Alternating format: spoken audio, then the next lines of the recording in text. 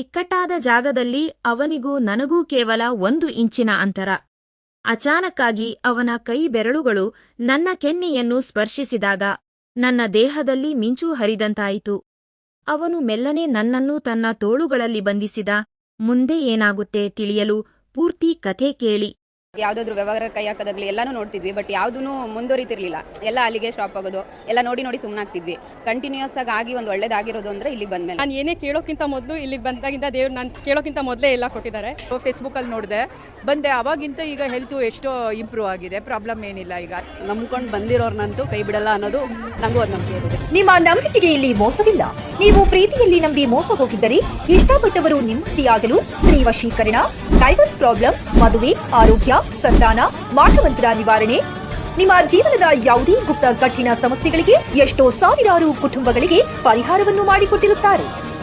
ಗುರುಗಳಿಗೆ ಹಿಂದೆ ಕರೆ ಮಾಡಿ. Mobile number 9611642526. ನಮಸ್ಕಾರ ಗೆಳೆಯರೇ, ನಮ್ಮ ಚಾನೆಲ್ಗೆ ಸ್ವಾಗತ. ನನ್ನ ಹೆಸರು ಅನನ್ಯ. ಊರಿನಲ್ಲೇ ಅತೀ ದೊಡ್ಡ ಹಾಗೂ ಸಿಕ್ಕಾಪಟ್ಟೆ ಫೇಮಸ್ ಆಗಿರೋ ಜುವೆಲರಿ ಶೋರೂಮ್ ನಮ್ಮದೇ. ಆದರೆ ನಾನು ಕೇವಲ ಸೇಠ್ ಮಗಳು ಮಾತ್ರ ಆಗಿರಲಿಲ್ಲ. ಆ ಅಂಗಡಿಯಲ್ಲಿ ದಿನಪೂರ್ತಿ ಕ್ಯಾಶ್ ಕೌಂಟರ್ ನೋಡಿಕೊಳ್ಳುವ, ಫ್ರೀಯಾಗಿ ಕೆಲಸ ಮಾಡುವ ಅಕೌಂಟೆಂಟ್ ಕೂಡ ಆಗಿದ್ದೆ. ಪ್ರತಿದಿನ ಬೆಳಿಗ್ಗೆ ಎದ್ದ ತಕ್ಷಣ ನಮ್ಮಪ್ಪ ರತನ್ ಲಾಲ್ ಸೇಠ್ ಪುರಾಣ ಶುರು ಮಾಡುತ್ತಿದ್ದರು.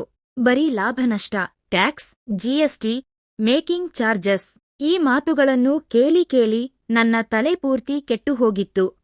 ನಿಜ ಹೇಳಬೇಕೆಂದರೆ ನಮ್ಮಪ್ಪ ಕೋಟಿ ಕೋಟಿ ಆಸ್ತಿ, ಅರಮನೆಯಂತಹ ಮನೆ ಹೊಂದಿದ್ದರೂ ಕೂಡ ಎಂತಹ ಅಪ್ಪಟ ಕಂಜೂಸ್ ಮತ್ತು ಚಿಪುಣ ಎಂದರೆ ನೀವು ನಂಬಲಾರಿರಿ. ಶೋರೂಂನಲ್ಲಿ 10 ಎಸಿಗಳಿದ್ದರೂ ಕರೆಂಟ್ ಬಿಲ್ ಜಾಸ್ತಿ ಬರುತ್ತದೆ ಎಂಬ ಕಾರಣವಿತ್ತು. ಗ್ರಾಹಕರು ಬರುವ ಸಮಯದಲ್ಲಿ ಮಾತ್ರ ಎಸಿ ಆನ್ ಮಾಡಿ, ಉಳಿದ ಸಮಯದಲ್ಲಿ ಫ್ಯಾನ್ ಹಾಕಿಕೊಳ್ಳಿ ಎಂದು ನಮಗೆ ನಿಯಮ ಮಾಡಿದ್ದರು. 10 ರೂಪಾಯಿ ಆಟೋ ಚಾರ್ಜ್ಗೂ ಅರ್ಧ ಗಂಟೆ ಚೌಕಾಸಿ ಮಾಡುವ ಮನುಷ್ಯ ಅವರು. ಎನಿ ಟೈಮ್ ಬರೀ ದುಡ್ಡು ದುಡ್ಡು. ಈ ಬಿಸಿನೆಸ್ ಲೈಫ್ ನೋಡಿ ನನಗೆ ಅಕ್ಷರಶಃ ಬೇಸರವಾಗಿತ್ತು. ನನಗೂ ಸ್ವಲ್ಪ ಲೈಫ್ ಎಂಜಾಯ್ ಮಾಡಬೇಕು ಎಂಬ ಆಸೆಯಿತ್ತು. ಸ್ನೇಹಿತರ ಜೊತೆ ಸುತ್ತಬೇಕು, ಪ್ರೀತಿ ಪ್ರೇಮದಂತಹ ಸುಂದರ ಕ್ಷಣಗಳನ್ನು ಕಳೆಯಬೇಕು ಅನ್ನೋ ಆಸೆಯಿತ್ತು. ಆದರೆ ಆ ಜುವೆಲರಿ ಅಂಗಡಿಯೇ ನನಗೆ ಒಂದು ದೊಡ್ಡ ಬಂಗಾರದ ಜೈಲಿನಂತೆ ಆಗಿಹೋಗಿತ್ತು. ಸರಿಯಾಗಿ ಅದೇ ಸಮಯಕ್ಕೆ ನನ್ನ ಆ ಬೋರಿಂಗ್ ನಂಬರ್ಸ್ ಮಾತ್ರ ತುಂಬಿದ್ದ ಜೀವನಕ್ಕೆ ಸ್ವಲ್ಪ ಉಸಿರಾಡಲು ತಂಗಾಳಿ ಬಂದ ಹಾಗೆ ಎಂಟ್ರಿ ಕೊಟ್ಟವನೇ ನಮ್ಮ ಆರ್ಯನ್.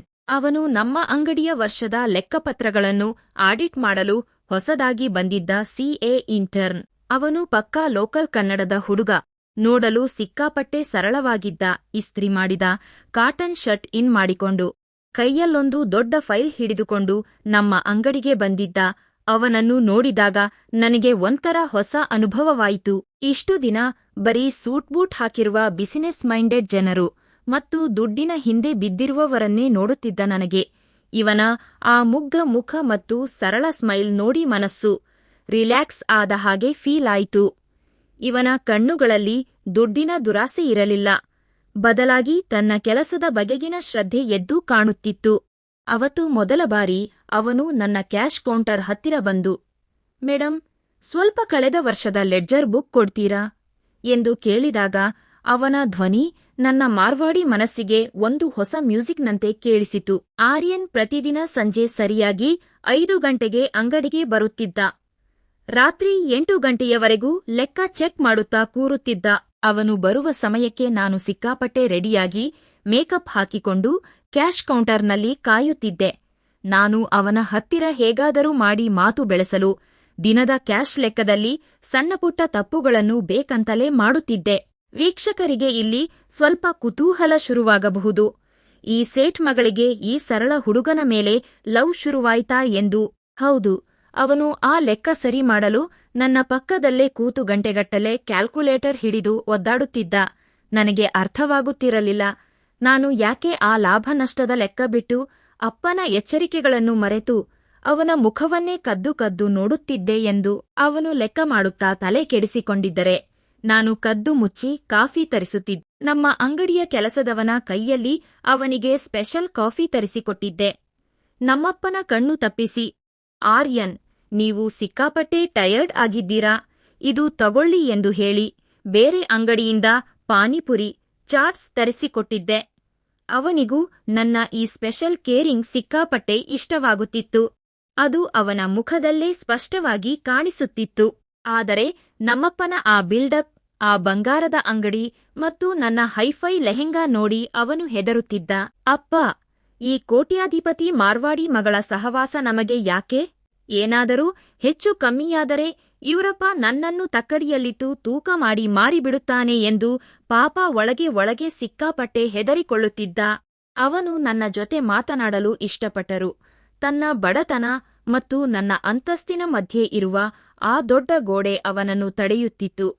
ಆದರೆ ನನಗೆ ಮಾತ್ರ ಈ ಸರಳ, ಪ್ರಾಮಾಣಿಕ ಹುಡುಗನ ಮೇಲೆ ದಿನೇ ಪ್ರೀತಿ ಜಾಸ್ತಿಯಾಗುತ್ತಲೇ ಇತ್ತು.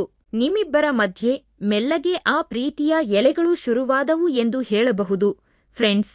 ಆದರೆ ಇಲ್ಲಿ ಒಂದು ಸಖತ್ ವ್ಯಂಗ್ಯ ಏನಿತ್ತು ಎಂದರೆ, ನಮ್ಮಪ್ಪ ರತನ್ ಲಾಲ್ ಸೇಠ್ಗೆ ನನ್ನ ಮದುವೆ ವಿಷಯದಲ್ಲೂ ಕೇವಲ ಲಾಭ ನಷ್ಟದ ಲೆಕ್ಕವೇ ಕಾಣಿಸುತ್ತಿತ್ತು. ಅವರಿಗೆ ನನ್ನ ಪ್ರೀತಿಗಿಂತ ಅಂಗಡಿಯ ಟರ್ನ್ ಓವರ್ ಹೆಚ್ಚಿಸುವಂತಹ ಅಳಿಯ ಬೇಕಿತ್ತು. ಹಾಗಾಗಿ ಅವರು ರಾಜಸ್ಥಾನದ ಯಾವುದೋ ದೊಡ್ಡ ಕೋಟ್ಯಾಧಿಪತಿ ಮಾರ್ವಾಡಿ ಕುಟುಂಬಗಳ ಸಂಬಂಧಗಳನ್ನು ಹುಡುಕುವುದರಲ್ಲಿ ಬ್ಯುಸಿಯಾಗಿದ್ದರು. ವಾರಕ್ಕೊಮ್ಮೆ ಯಾರೋ ಒಬ್ಬ ದೊಡ್ಡ ಸೇಠ್ ತನ್ನ ಮಗನನ್ನು ಕರೆದುಕೊಂಡು, ಕೈಯಲ್ಲಿ ದೊಡ್ಡ ಚಿನ್ನದ ಚೈನ್, ಬೆರಳಲ್ಲಿ 10 ಉಂಗುರ ಹಾಕಿಕೊಂಡು ನಮ್ಮ ಅಂಗಡಿಗೆ ಬರುತ್ತಿದ್ದರು. ಆ ಹುಡುಗರು ಬಂದು ನನ್ನನ್ನು ನೋಡಲು ಕೂರುತ್ತಿದ್ದರಲ್ಲ, ಅವರಿಗೂ ಅಷ್ಟೇ ನನ್ನ ಸೌಂದರ್ಯಕ್ಕಿಂತ ಹೆಚ್ಚಾಗಿ ನಮ್ಮ ಅಂಗಡಿಯ ಲಾಭದ ಮೇಲೆ ಕಣ್ಣಿತ್ತು. ಅವರು ನನ್ನ ಎದುರು ಕುಳಿತು ವ್ಯಾಪಾರ ಮಾತನಾಡುತ್ತಿದ್ದರು. ಅನನ್ಯ ಅವರೇ, ನಿಮ್ಮ ಈ ಶಾಪ್ ಮಂತ್ಲಿ ಟರ್ನ್ ಓವರ್ ಎಷ್ಟು? ನೆಟ್ ಪ್ರಾಫಿಟ್ ಎಷ್ಟು ಬರುತ್ತೆ? ಮದುವೆ ಆದ್ಮೇಲೆ ನಮಗೆ ಎಷ್ಟು ಶೇರ್ ಕೊಡುತ್ತೀರಿ? ಎಂದು ಬರೀ ವ್ಯಾಪಾರದ ಮಾತುಗಳನ್ನೇ ಆಡುತ್ತಿದ್ದರು. ನನಗಂತೂ ಅಸಹ್ಯವಾಗುತ್ತಿತ್ತು. ನನ್ನನ್ನು ಒಬ್ಬಳು ಹೆಣ್ಣು ಎಂದು ಪ್ರೀತಿಸುವ ಬದಲು ಯಾವುದೋ ಒಂದು ಬಿಸಿನೆಸ್ ಇನ್ವೆಸ್ಟ್ಮೆಂಟ್ ತರಹ ನೋಡುತ್ತಿದ್ದರು. ಆದರೆ ನಮ್ಮ ಆರ್ಯನ್ ಹಾಗಿರಲಿಲ್ಲ. ಅವನು ಎಷ್ಟೇ ಕಷ್ಟಪಟ್ಟು ಸಿಇಯ ಓದುತ್ತಿದ್ದರು, ಅವನ ಮನಸ್ಸಿನಲ್ಲಿ ಆ ದುಡ್ಡಿನ ವ್ಯಾಮೋಹ ಇರಲಿಲ್ಲ. ಅವನು ಪ್ರತಿ ಸಂಜೆ ಲೆಕ್ಕ ಮುಗಿಸಿ ಹೋಗುವಾಗ ಫೈಲ್ಗಳನ್ನು ಜೋಡಿಸಿಟ್ಟು ಮೆಲ್ಲನೆ ನನ್ನ ಹತ್ತಿರ ಬಂದು, ಮೇಡಮ್, ಇವತ್ತು ಮಧ್ಯಾಹ್ನ ಊಟ ಮಾಡಿದ್ರಾ? ಯಾಕೋ ಮುಖ ಸ್ವಲ್ಪ ಸುಸ್ತಾದ ಹಾಗೆ ಕಾಣುತ್ತಿದೆ. ಕಾಫಿ ಕುಡಿದು ರೆಸ್ಟ್ ತಗೊಳ್ಳಿ ಎನ್ನುತ್ತಿದ್ದ. ಅಪ್ಪನ ಆ ಕೋಟಿ ರೂಪಾಯಿ ಲಾಭದ ಪುರಾಣಗಳ ಮಧ್ಯೆ ಆರ್ಯನ್ನ ಆ ಒಂದು ಸಣ್ಣ ಕಾಳಜಿಯ ಮಾತು ನನಗೆ ಅದೆಷ್ಟು ನೆಮ್ಮದಿ ಕೊಡುತ್ತಿತ್ತು ಎಂದರೆ ಅದು ಹೇಳಲು ಅಸಾಧ್ಯ. ಆ ದುಡ್ಡಿನ ವ್ಯಾಮೋಹ ಇಲ್ಲದ ಅವನ ಸರಳ ಗುಣ ನನಗೆ ಸಿಕ್ಕಾಪಟ್ಟೆ ಇಷ್ಟವಾಗಿತ್ತು. ಕೆಲವೊಮ್ಮೆ ನಾನು ದುಬಾರಿ ಲೆಹೆಂಗಾ ಹಾಕಿಕೊಂಡು ಓಡಾಡುತ್ತಿದ್ದರೆ ಅವನು ಕದ್ದು ನೋಡುತ್ತಿದ್ದ. ನಾನು ಅವನನ್ನು ನೋಡಿದ ತಕ್ಷಣ ಅವನು ಗಾಬರಿಯಿಂದ ತನ್ನ ಫೈಲ್ನಲ್ಲಿ ಮುಖ ಮುಚ್ಚಿಕೊಳ್ಳುತ್ತಿದ್ದ. ಅವನ ಆ ಮುಗ್ಧತೆ ನನಗೆ ಭಾರೀ ಇಷ್ಟವಾಗುತ್ತಿತ್ತು. ಒಮ್ಮೆ ನಾನು ಧೈರ್ಯ ಮಾಡಿ ಅವನ ಕ್ಯಾಬಿನ್ ಹತ್ತಿರ ಹೋಗಿ, ನೋಡು ಆರ್ಯನ್, ನಮ್ಮಪ್ಪನನ್ನು ನೋಡಿ ಹೆದರಬೇಡ. ಅವರು ಹೊರಗಡೆ ಮಾತ್ರ ದರ್ಪ ತೋರಿಸುತ್ತಾರೆ, ಆದರೆ ಒಳಗಡೆ ನಾನಿದ್ದೇನೆ. ನಾನು ನಿನ್ನನ್ನು ಸಪೋರ್ಟ್ ಮಾಡುತ್ತೇನೆ ಎಂದು ಹಿಂಟ್ ಕೊಟ್ಟೆ. ಆಗ ಪಾಪ ಅವನು ಬೆವರುತ್ತಾ, ಅಯ್ಯೋ ಮೇಡಂ, ಪ್ಲೀಸ್, ನಿಮ್ಮಪ್ಪನ ಆ ಬಿಲ್ಡಪ್ ನೋಡಿದರೆ ನನಗೆ ಹಾರ್ಟ್ ಅಟ್ಯಾಕ್ ಆದ ಹಾಗೆ ಆಗುತ್ತೆ. ಏನಾದ್ರೂ ಹೆಚ್ಚು ಕಮ್ಮಿಯಾಗಿ ಮ್ಯಾಟರ್ ಅವರಿಗೆ ಗೊತ್ತಾದರೆ ನನ್ನ ಲೈಫ್ ಫೈಲ್ ಕ್ಲೋಸ್ ಮಾಡುತ್ತಾರೆ. ಈ ಮಾರ್ವಾಡಿ ಮಗಳ ಸಹವಾಸ ಬೇಡಪ್ಪ ಎನ್ನುತ್ತಿದ್ದ. ಆದರೆ ಅವನ ಕಣ್ಣುಗಳಲ್ಲಿ ಪ್ರೀತಿ ಸ್ಪಷ್ಟವಾಗಿತ್ತು. ಅವನಿಗೆ ಹೆದರಿಕೆಯಿತ್ತು, ನಿಜ. ಆದರೆ ನನ್ನನ್ನು ಬಿಟ್ಟು ಹೋಗಲು ಸ್ವಲ್ಪವೂ ಮನಸ್ಸಿರಲಿಲ್ಲ. ನಮಗಿಬ್ಬರಿಗೂ ಗೊತ್ತಿತ್ತು ಇದು ಬೆಂಕಿಯ ಜೊತೆ ಆಡುತ್ತಿರುವ ಆಟ ಎಂದು. ಆದರೂ ಆ ರೋಮಾಂಚನವೇ ನಮಗೆ ಒಂದು ಕಿಕ್ ಕೊಟ್ಟಿತ್ತು. ಆ ಲೆಕ್ಕದ ಪುಸ್ತಕಗಳ ಮಧ್ಯೆ ನಮ್ಮ ಪ್ರೀತಿ ಚಿಗುರಲು ಶುರುವಾಗಿತ್ತು. ಹೀಗಿರುವಾಗ ನಮ್ಮ ಈ ಕಥೆಯಲ್ಲಿ ಒಂದು ದೊಡ್ಡ ಟ್ವಿಸ್ಟ್ ಶುರುವಾಯಿತು. ಅವತ್ತು ಶುಕ್ರವಾರ ರಾತ್ರಿ ಇನ್ಕಮ್ ಟ್ಯಾಕ್ಸ್ ಡಿಪಾರ್ಟ್ಮೆಂಟ್ನವರು ನಾಳೆ ಬೆಳಿಗ್ಗೆ ಅಂಗಡಿಗೆ ರೇಡ್ ಮಾಡಲು ಬರುತ್ತಾರೆ ಎನ್ನುವ ಸುದ್ದಿ ನಮ್ಮಪ್ಪನಿಗೆ ಗೊತ್ತಾಗಿಬಿಟ್ಟಿತು. ನಮ್ಮಪ್ಪ ಅಕ್ಷರಶಃ ಪ್ಯಾನಿಕ್ ಆಗಿಬಿಟ್ಟರು. ನನ್ನ ಕೋಟಿ ದುಡ್ಡು ಹೋದರೂ ಪರವಾಗಿಲ್ಲ, ಆದರೆ ಸರ್ಕಾರಕ್ಕೆ ಟ್ಯಾಕ್ಸ್ ಕಟ್ಟಲು ನನ್ನಿಂದ ಆಗಲ್ಲ ಎಂದು ತಲೆ ಮೇಲೆ ಕೈ ಹೊತ್ತು ಕುಳಿತರು. ಕೂಡಲೇ ಆರ್ಯನ್ಗೆ ಫೋನ್ ಮಾಡಿ, ಇವತ್ತು ರಾತ್ರೋರಾತ್ರಿ ಕಳೆದ 3 ವರ್ಷದ ಲೆಕ್ಕ ಸರಿ ಮಾಡಬೇಕು, ನೀನು ಅಂಗಡಿಯಲ್ಲೇ ಇರಬೇಕು ಎಂದು ಆರ್ಡರ್ ಮಾಡಿದರು. ಆರ್ಯನ್ಗೆ ಬೇರೆ ದಾರಿಯೇ ಇರಲಿಲ್ಲ. ಅವನು ಸೈಲೆಂಟ್ ಆಗಿ ಅಂಗಡಿಗೆ ಬಂದ. ಆಗ ನಾನು ಪ್ಲಾನ್ ಮಾಡಿ ಅವನಿಗೆ ಸಹಾಯ ಮಾಡುವ ನೆಪದಲ್ಲಿ, ಮಧ್ಯರಾತ್ರಿ ಕಾಫಿ ಕೊಡುವ ನೆಪದಲ್ಲಿ ಅಂಗಡಿಯಲ್ಲೇ ಉಳಿದುಕೊಂಡೆ. ನಮ್ಮಪ್ಪ ಬೇರೆ ರೂಮ್ನಲ್ಲಿ ಅರ್ಜೆಂಟ್ ಫೋನ್ ಕಾಲ್ನಲ್ಲಿ ಬ್ಯುಸಿಯಾಗಿದ್ದರು. ಶೋರೂಮ್ನ ಕಸ್ಟಮರ್ ಏರಿಯಾ ಫುಲ್ ಕತ್ತಲಿತ್ತು. ನಾವಿಬ್ಬರೂ ಅಂಗಡಿಯ ಅತ್ಯಂತ ಸುರಕ್ಷಿತ ಜಾಗವಾದ ಆ ದೊಡ್ಡ ಲಾಕರ್ ರೂಮ್ ಒಳಗೆ ಹೋಗಿ ಹಳೆ ಫೈಲ್ಗಳನ್ನು ಹುಡುಕುತ್ತಿದ್ದೆವು. ಆ ರೂಮ್ನಲ್ಲಿ ಸುತ್ತಲೂ ಕೋಟಿ ಕೋಟಿ ಬೆಲೆಯ ಬಂಗಾರ, ಬೆಳ್ಳಿ ಇಟ್ಟಿರುವ ಕಪಾಟುಗಳಿದ್ದವು. ಇಬ್ಬರೂ ಲೆಕ್ಕದ ಗುಂಗಿನಲ್ಲಿದ್ದೆವು. ಹೊರಗಡೆ ಇದ್ದ ಕೆಲಸದವನು ಇನ್ನು ಯಾರೂ ಇಲ್ಲ ಅಂದುಕೊಂಡು ಅಪ್ಪನ ಆರ್ಡರ್ ಪ್ರಕಾರ ಶೋರೂಮ್ ಕ್ಲೋಸ್ ಮಾಡುವ ಸಮಯದಲ್ಲಿ ಆ ಭಾರೀ ತೂಕದ ಲಾಕರ್ ರೂಮ್ ಬಾಗಿಲನ್ನು ಲಾಕ್ ಮಾಡಿಬಿಟ್ಟ. ವೀಕ್ಷಕರಿಗೆ ಇಲ್ಲಿ ಕುತೂಹಲ ಅನಿಸಬಹುದು. ಮಧ್ಯರಾತ್ರಿ ಆ ಕಗ್ಗತ್ತಲಲ್ಲಿ ಮಾರ್ವಾಡಿ ಸೇಠ್ ಮಗಳು ಮತ್ತು ಆ ಸಿಂಪಲ್ ಹುಡುಗ ಇಬ್ಬರೇ ಲಾಕರ್ ರೂಮ್ನಲ್ಲಿ ಲಾಕ್ ಆದರು. ಆ ಬಾಗಿಲು ಅಷ್ಟು ಸ್ಟ್ರಾಂಗ್ ಇತ್ತು ಎಂದರೆ ಒಳಗಡೆಯಿಂದ ಕಿರುಚಿದರೂ ಹೊರಗೆ ಕೇಳಿಸುವುದಿಲ್ಲ. ಒಳಗಡೆ ಎಸಿ ಕೂಡ ಆಫ್ ಆಗಿತ್ತು. ಕೇವಲ ಒಂದು ಚಿಕ್ಕ ಎಮರ್ಜೆನ್ಸಿ ಲೈಟ್ ಮಾತ್ರ ಉರಿಯುತ್ತಿತ್ತು. ಆರ್ಯನ್ಗೆ ಭಯ ಶುರುವಾಗಿ ಬೆವರುತ್ತಿದ್ದ. ಮೇಡಂ, ಈಗ ನಿಮ್ಮಪ್ಪ ಬಂದು ಬಾಗಿಲು ತೆಗೆದರೆ ನನ್ನನ್ನು ಸ್ಮಶಾನಕ್ಕೆ ಕಳಿಸುತ್ತಾರೆ. ಪ್ಲೀಸ್ ಏನಾದರೂ ಮಾಡಿ ಬಾಗಿಲು ತೆರೆಯಿರಿ ಎಂದು ನಡುಗುತ್ತಿದ್ದ. ನನಗಾದರೆ ಭಯಕ್ಕಿಂತ ಹೆಚ್ಚಾಗಿ ಅವನ ಜೊತೆಗಿರುವ ಆ ಕ್ಷಣದ ರೋಮಾಂಚನವೇ ಹೆಚ್ಚಾಗಿತ್ತು. ಆ ಕತ್ತಲಲ್ಲಿ, ಆ ಇಕ್ಕಟ್ಟಾದ ಜಾಗದಲ್ಲಿ ನಾವಿಬ್ಬರೂ ಒಬ್ಬರಿಗೊಬ್ಬರು ಸಿಕ್ಕಾಪಟ್ಟೆ ಹತ್ತಿರವಾದೆವು. ಅವನ ಉಸಿರಾಟದ ಸದ್ದು ನನಗೆ ಸ್ಪಷ್ಟವಾಗಿ ಕೇಳಿಸುತ್ತಿತ್ತು. ಹೆದರಬೇಡ ಆರ್ಯನ್, ನಾನಿದ್ದೀನಲ್ಲ. ಇವತ್ತು ರಾತ್ರಿ ಈ ಕೋಟಿ ಕೋಟಿ ಬಂಗಾರದ ಮಧ್ಯೆ ನಾವಿಬ್ಬರೇ ರಾಜರಾಣಿ ಎಂದು ಅವನ ಕೈ ಹಿಡಿದೆ. ಅವನು ಮೆಲ್ಲನೆ ನನ್ನ ಕಣ್ಣಲ್ಲಿ ಕಣ್ಣಿಟ್ಟು ನೋಡಿದಾಗ ಆ ಕತ್ತಲಲ್ಲೂ ಅವನ ಪ್ರೀತಿ ಮಿನುಗುತ್ತಿತ್ತು. ಆ ಕ್ಷಣದಲ್ಲಿ ಅವನಿಗೆ ನನ್ನ ಪ್ರೀತಿಯ ಮೇಲೆ ಒಂದು ದೊಡ್ಡ ಭರವಸೆ ಬಂತು. ಅವನ ಎದೆಯ ಬಡಿತ ನನಗೆ ಫೀಲ್ ಆಗುತ್ತಿತ್ತು. ಸುತ್ತಲೂ ಇದ್ದ ಆ ಬಂಗಾರಕ್ಕಿಂತ ಅವನ ಆ ಪ್ರಾಮಾಣಿಕ ಪ್ರೀತಿ ನನಗೆ ಎಷ್ಟೋ ಪಟ್ಟು ದೊಡ್ಡದು ಎಂದು ಅನ್ನಿಸಿತು. ಆದರೆ ಬೆಳಿಗ್ಗೆ ನಮ್ಮಪ್ಪ ಬಂದು ಬಾಗಿಲು ತೆಗೆದಾಗ ಏನಾಗುತ್ತೆ ಎನ್ನುವ ಸಸ್ಪೆನ್ಸ್ ಮಾತ್ರ ಕಾಡುತ್ತಿತ್ತು. ಆ ರಾತ್ರಿ ನಮ್ಮ ಲೈಫ್ನ ಅತಿ ದೊಡ್ಡ ಲೆಕ್ಕಾಚಾರ ಶುರುವಾಗಿತ್ತು. ಆ ಕತ್ತಲ ಲಾಕರ್ ರೂಮ್ ಒಳಗೆ ಕಳೆದ ಪ್ರತಿ ಕ್ಷಣವೂ ನಮಗೆ 100 ವರ್ಷಗಳಂತೆ ಫೀಲ್ ಆಗುತ್ತಿತ್ತು. ಒಂದೆಡೆ ಭಯ, ಮತ್ತೊಂದೆಡೆ ಇಷ್ಟಪಟ್ಟ ಹುಡುಗನ ಸಾಮೀಪ್ಯದ ರೋಮಾಂಚನ. ಬೆಳಿಗ್ಗೆ ಸುಮಾರು 8 ಗಂಟೆಯಾಗಿರಬಹುದು. ಹೊರಗಡೆ ಅಂಗಡಿಯ ಶಟರ್ ಓಪನ್ ಆದ ಸೌಂಡ್ ಕೇಳಿಸಿತು. ನಮ್ಮಪ್ಪ ರತನ್ ಲಾಲ್ ಸೇಠ್ ಇನ್ಕಮ್ ಟ್ಯಾಕ್ಸ್ ಅಧಿಕಾರಿಗಳು ಬರುವ ಮುಂಚೆ ಫೈಲ್ ರೆಡಿ ಮಾಡಿಕೊಳ್ಳೋಣ ಎಂದು ಬಾಗಿಲು ತೆರೆದರು. ಬಾಗಿಲು ತೆಗೆದ ತಕ್ಷಣ ಎದುರುಗಡೆ ನಾವಿಬ್ಬರೂ ಒಟ್ಟಿಗೆ ಇರುವುದನ್ನು ನೋಡಿ ಅವರಿಗೆ ಹಾರ್ಟ್ ಅಟ್ಯಾಕ್ ಆದಷ್ಟು ದೊಡ್ಡ ಶಾಕ್ ಆಯಿತು. ಅರೇ ಬಾಪ್ರೇ, ಇದೇನಿದು? ನನ್ನ ಮರ್ಯಾದೆ ಕಳೆದೆ. ನನ್ನ ಅಂಗಡಿಯಲ್ಲೇ ಬಂಗಾರದ ರೂಮ್ನಲ್ಲಿ ಈ ಕೆಲಸನಾ ಎಂದು ತಲೆ ಮೇಲೆ ಕೈ ಹೊತ್ತು ಕಿರುಚಲು ಶುರು ಮಾಡಿದರು. ಅವರ ಕಿರುಚಾಟ ಕೇಳಿ ಕೆಲಸದವರೆಲ್ಲರೂ ಓಡಿ ಬಂದರು. ನಮ್ಮಪ್ಪ ಸಿಟ್ಟಿನಿಂದ ಆರ್ಯನ್ನ ಕಾಲರ್ ಹಿಡಿದರು. ಏ ಭಿಕಾರಿ, ನಿನಗೆ ಲೆಕ್ಕ ಮಾಡಲು ಕೆಲಸ ಕೊಟ್ಟರೆ ನನ್ನ ಮಗಳ ಮೇಲೆ ಕಣ್ಣು ಹಾಕ್ತೀಯಾ ಎಂದು ಕೂಗಾಡಿದರು. ನಿನ್ನನ್ನು ಪೊಲೀಸರಿಗೆ ಹಿಡಿದು ಕೊಡುತ್ತೇನೆ. ನಿನ್ನ ಸಿಇಇ ಡಿಗ್ರಿ ಹರಿದು ಬೆಂಕಿಗೆ ಹಾಕುತ್ತೇನೆ ಎಂದು ಕೆಟ್ಟದಾಗಿ ಮರ್ಯಾದೆ ತೆಗೆಯಲು ಶುರು ಮಾಡಿದರು. ನಾನು ಅಳುತ್ತಾ, ಅಪ್ಪ ಪ್ಲೀಸ್, ಆರ್ಯನ್ ತಪ್ಪು ಏನೂ ಇಲ್ಲ, ಬಾಗಿಲು ಲಾಕ್ ಆಗಿತ್ತು ಎಂದು ಎಷ್ಟೇ ವಿವರಿಸಿದರೂ ಅವರು ಕೇಳುವ ಸ್ಥಿತಿಯಲ್ಲಿರಲಿಲ್ಲ.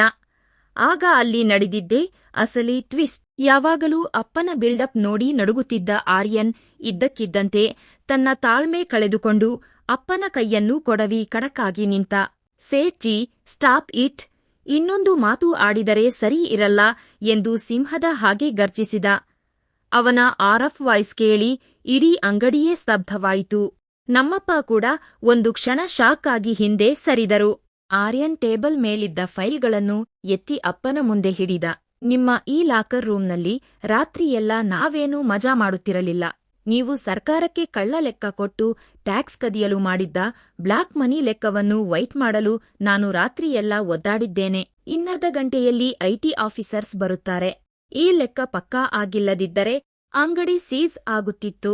ಈ ಲಾಕರ್ನಲ್ಲಿರೋ ಇಡೀ ಬಂಗಾರ ಜಪ್ತಿಯಾಗುತ್ತಿತ್ತು. ನೀವು ಜೈಲಿಗೆ ಹೋಗುತ್ತಿದ್ದಿರಿ ಎಂದು ಆಕ್ರೋಶದಿಂದ ಹೇಳಿದ.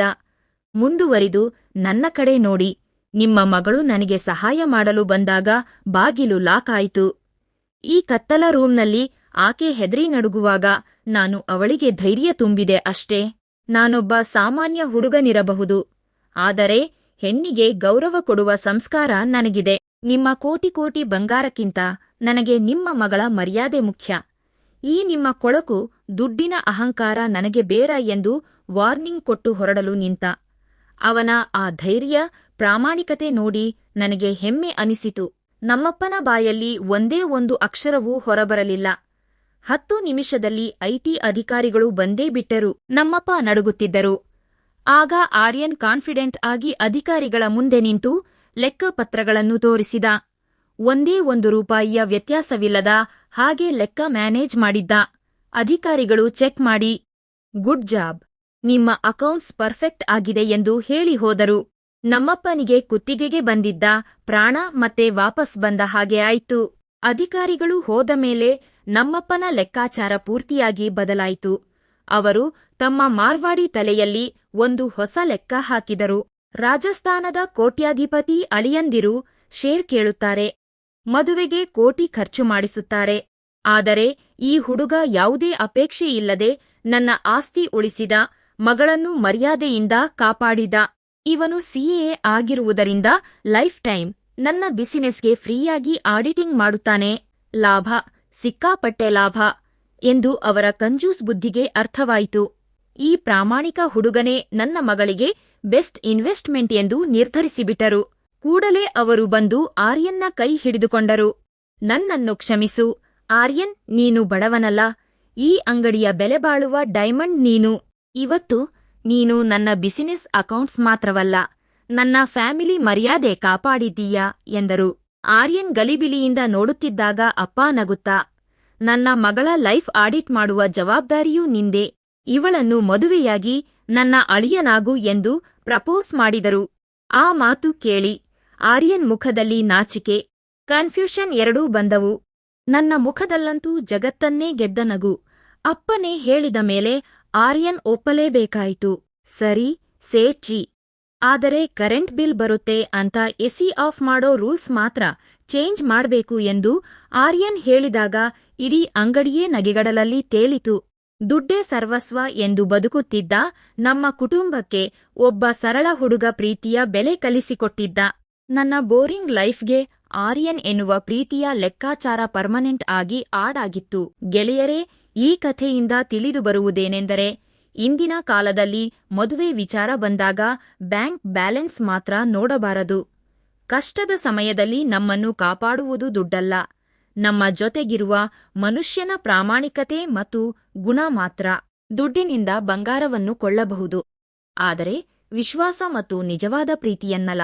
ಈ ಕಥೆ ನಿಮಗೆ ಇಷ್ಟವಾಗಿದ್ದರೆ ದಯವಿಟ್ಟು ಲೈಕ್ ಮಾಡಿ, ಶೇರ್ ಮಾಡಿ ಮತ್ತು ನಮ್ಮ ಚಾನೆಲ್ ಅನ್ನು ಸಬ್ಸ್ಕ್ರೈಬ್ ಮಾಡಿಕೊಳ್ಳಿ. ಧನ್ಯವಾದಗಳು.